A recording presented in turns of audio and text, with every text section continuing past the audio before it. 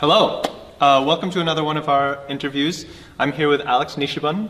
Alex is a highly acclaimed tenor that has joined us for our AAPI Commemoration Month. He's of Japanese-German descent, grew up in Kentucky, and he's an oratorio soloist, an early music specialist, an ensemble singer, and currently in town for, is it your 4th season? This is season 4. Season 4 with Cantus, where he is tenor and co-artistic director. That's true.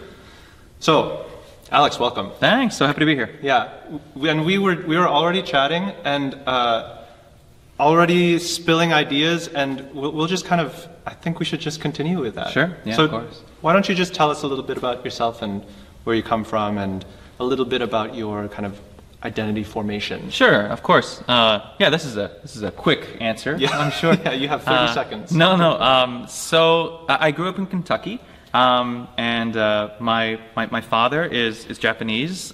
He's from Hawaii, and my mom is the German aspect of my family, and she's actually from Germany. So we moved to Kentucky because my father was a soldier, and he went abroad to Germany for time in the army, as a lot of soldiers do, and then found my mother, had a wonderful love story there, and then retired in near Fort Knox, which is in Kentucky. We liked it, so we stayed. It's a beautiful area. Growing up there, that's where I kind of had my musical experience and exposure to a variety of things. The Deep South has wonderful music of a variety of cultures. In church, we actually sang spirituals and gospel music. In the area in general, there's a lot of wonderful bluegrass, which really affects me, and I always find it really interesting to think about, because whenever I mention bluegrass in passing to other people, sometimes I get this bristle of like, oh, those backwoods country hillbillies. But like the amount of like virtuosic playing that occurs in this particular style is just, it's bonkers. And so that was one of the real valuable things to me. I couldn't get past how incredible these players were, in spite of the fact that they had little to no, often no formal training. Right. But yeah, so bluegrass was a big part of it. My mom being German, we got to hear a lot of German repertoire, which was really fun. When I was younger, I remember my first voice lessons were included like Brahms and Schumann rep. And my mom was so excited to actually get to work with me on this repertoire, not musically, but with regard to language. So much so to the fact that when I went off to college, my teachers were like, "Your German's really Southern. We have to fix this." My mother's from Bavaria. And so, yeah, that was a big aspect of it. And the Japanese portion with my dad was kind of less prevalent, I'd say, than the German culture from my mom, because my dad was born in Hawaii. His mother is the one who emigrated from Japan, and so my dad's culture was one that identified mostly with the region in which he was born, which is the U.S. And so when he moved to Kentucky and traveled abroad as in the military, I think he was just more comfortable with cultural assimilation than my mom was, being a first-gen immigrant. But yeah, that's. I think I may have gone over my 30 seconds, but that's in a nutshell. Give it to you. We'll let you have it. So, one of the things that you have talked about in your program notes and in our conversations is this idea of amalgamation of experiences, right? Which you've alluded to now with the kind of German, Japanese, Hawaiian, Kentucky. Can you talk a little bit about what that phrase means to you as it's come up, and how you see yourself reflected in it? Sure. It's interesting. To me, it's one of those things that I consider because of the way I'm perceived and the way I perceive myself. It's not odd for me to, at least in my youth, I'm 36 now, but as a young man, or as a child and as a young man, it was pretty standard for me to go somewhere and people would ask, where are you from? And Kentucky's not the answer they're necessarily looking for. Right. And so when I share that I am Japanese, there's this immediate click of like, oh, well, what about this, or what about that? There's this assumption of a culture that's imbued into this person because they're of Asian descent, which is interesting to me because I don't necessarily feel that same kind of response when someone tells me, you know, when I ask where they're from, and if they're Caucasian, then often the response is, you know, I'm from Kentucky, and I don't go, well, but where? And you know, if they say German, I don't ask them about their Lederhosen or ask them about, you know, what their favorite recipe for Wiener Schnitzel is. This is not something that we do, because we assume that the culture that you've kind of, where you are is the culture that kind of is prevalent. So that to me is what is my amalgamation. It's the fact that I'm not just Japanese. I'm a Japanese person who's from Kentucky, who has the Southern experience through this particular lens. And so that's the part that was always kind of interesting to me, is that when these conversations would come up about my Japanese heritage, and if it were pressed upon, it's one of those things where, like, it's just, you got to come back with something about how you're happy to talk about being from the South, because that's the culture in which I was placed. And that's what I would identify with most. Yeah, you know, you're making me think of a couple of formative experiences of my own. You know, one of them was, I remember in my first few weeks of college, you know, all these student activity groups set up little meet and greets so that people can go around and join clubs and stuff.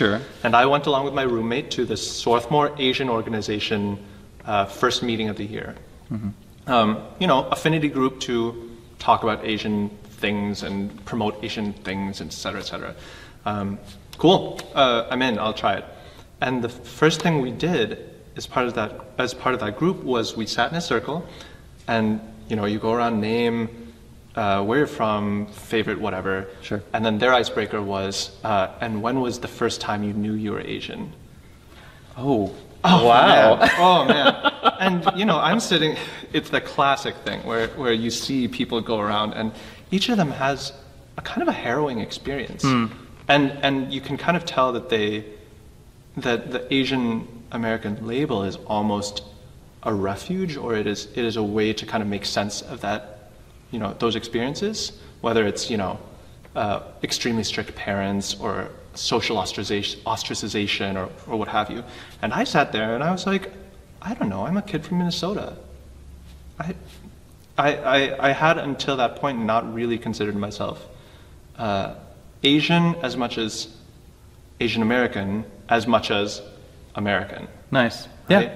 And so for a long time, and I wonder if this is the same for you, for a long time I grappled with, I guess I'm not Asian enough. Exactly. No, I totally understand that. Particularly when I went to graduate school. I went to the New England Conservatory in 2009 to 2011. And it's interesting because two of the most memorable experiences during my first week there was meeting one of my favorite sopranos in the world. She's absolutely wonderful. But when we were doing our icebreaker conversations, I was like, "Hi, my name is Alex. It's so nice to meet you." And she was like, "Oh my God, I did not expect your English to be so good." Geez. And I'm just like, "Yikes, lady! Oh my God, you said that out loud." How old is this person? This person was 21. So, but also, like, in my mind, it's one of those things where, like, you're a reflection of your upbringing. You are everyone, in my personal opinion, is an amalgamation of their experiences. You are not just, you know, you didn't form these opinions all by your lonesome. It's a lot of nurture that creates the person in front of you. And so, like, knowing that the intention from this person was not negative, it was intended to be a positive comment, I was like, thank you. Let's definitely get past that. And another one though was a soprano, an operatic soprano friend of mine who came from China, and she met me and immediately started speaking in Japanese because she was trilingual. She saw your last name. She saw my last name, and she assumed that I would speak Japanese, and it's just like, I'm not Asian enough. I am so sorry. I'm going to talk to you exactly like this because this is the option that I have. And so it's just interesting to see these assumptions being made just based on the way I appear. Yeah. And that's what I love so much about this programming that we get to do here, is that it was the guiding impetus of last year, and it continues to be this year, of, you know, it's just garbage to think that there is what it means to be Asian, and that we can measure ourselves by the percentage, percent that we are that. And that's true. Instead, it's just, you know, Alex, you are Asian American, as much as you are German American, as much as you are from the South, all these things, and therefore your experience is the Asian American experience, exactly. as much as it is. Yeah. We were talking before the camera was rolling about community, and you had said stuff that I had really resonated with, and I wonder if you could talk about it again, about kind of the contrast between your immigrant community, which was nuclear, and what you saw of people around you. Sure. So one of the interesting parts about, in my mind, it's an interesting part about Kentucky, is that I grew up in a really small rural area. I mentioned in my notes that my entire town was 4,000 people. And it was so small we didn't actually have our own post office. We shared it with a neighboring city. I live in Flaherty, but you have to mail stuff to Vine Grove, because I'm just not going to get it in Flaherty. But like, with such a small community, the tight-knit familial culture there is everywhere. Everyone has family, much family in the area.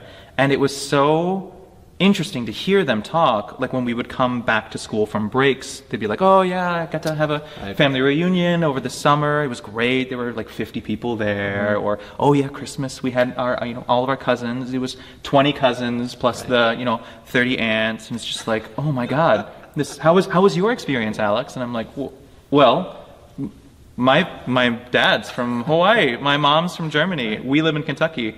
The 5 of us had dinner together. That's the extent of it. The community that I had was my nuclear family, because that's where we were. We were in Kentucky. We weren't in these home locations of my parents. And so it's interesting to see kind of how the children of immigrants and people who are displaced end up trying to find community. There's more kind of impetus for them to find community outside of the home, because they have to create that community. They have to make it their on their own. And here in Minnesota, the analog would probably be the family cabin. Sure. Right? Yeah. Everyone has a lake house here. Everyone has a lake house. Well, do you have a lake house? I do not have a lake house. Most everyone has a lake house. Yeah, the people of a certain number of generations. Sure. Sure. So I so resonate with that, because it's the same thing. My family, my nuclear family, we were what we had in town. We had extended family in Chicago. We had some in San Francisco. But that meant that having family reunions meant jumping in a car for 7 or 8 hours. Sure. You're a new father. Yeah. My son was born 2 months ago. 2 months and a day ago. 2 months and a day. Yeah. So how has this experience with, feeling a lack maybe of community and wanting community, how do you see that reflected in your new fatherhood?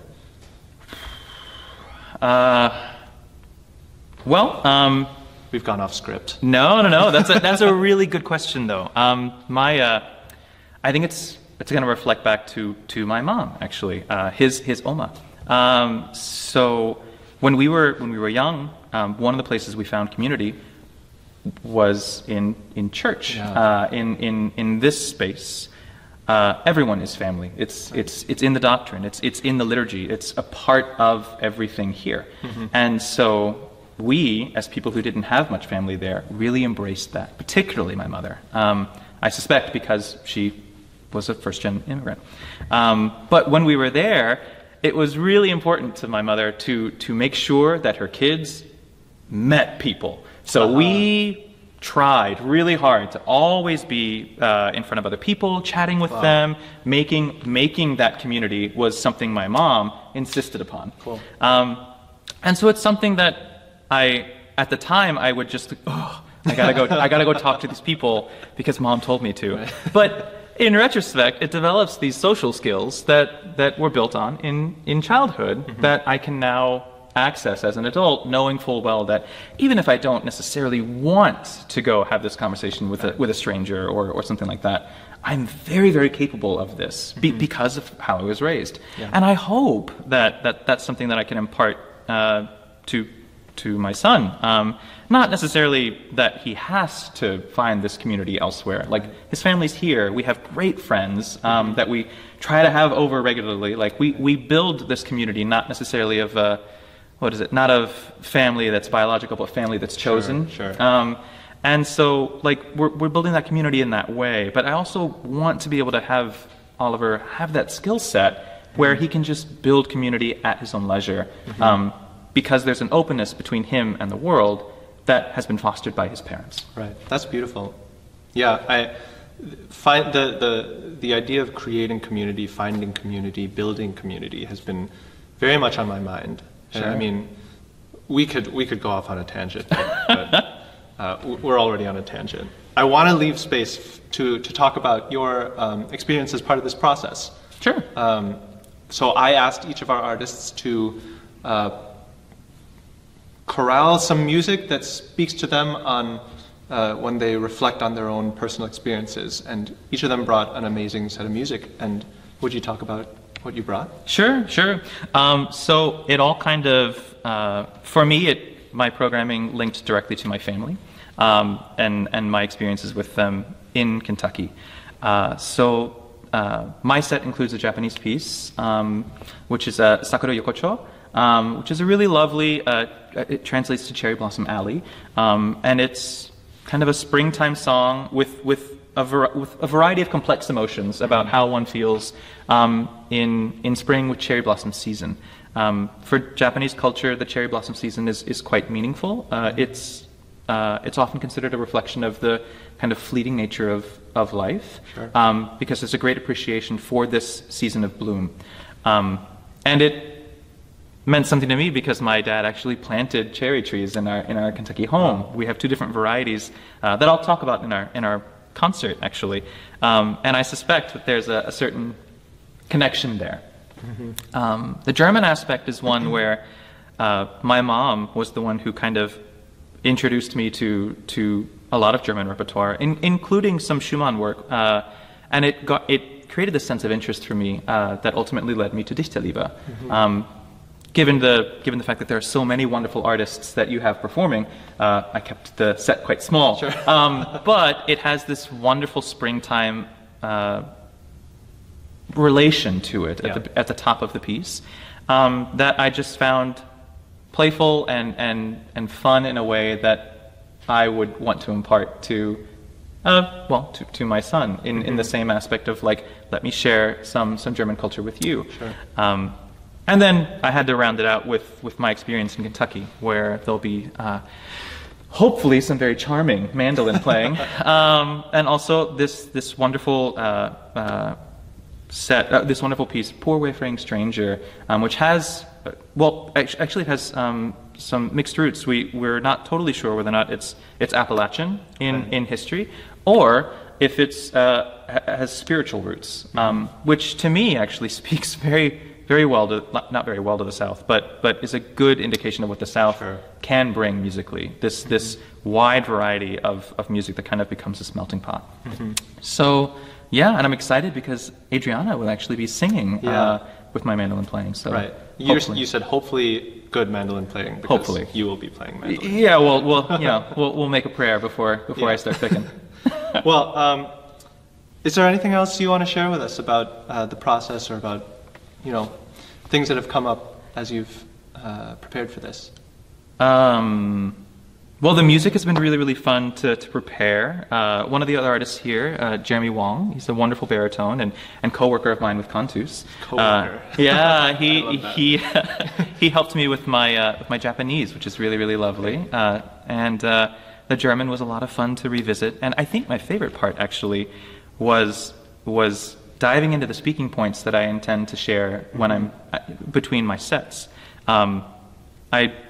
I keep them quite brief. But it's wonderful to kind of like reflect back on the culture of my parents and my home and seeing how that combines and reflects in me. Yeah. It's a really meaningful experience. And I love that you said that, because that's the whole goal here. I mean, how many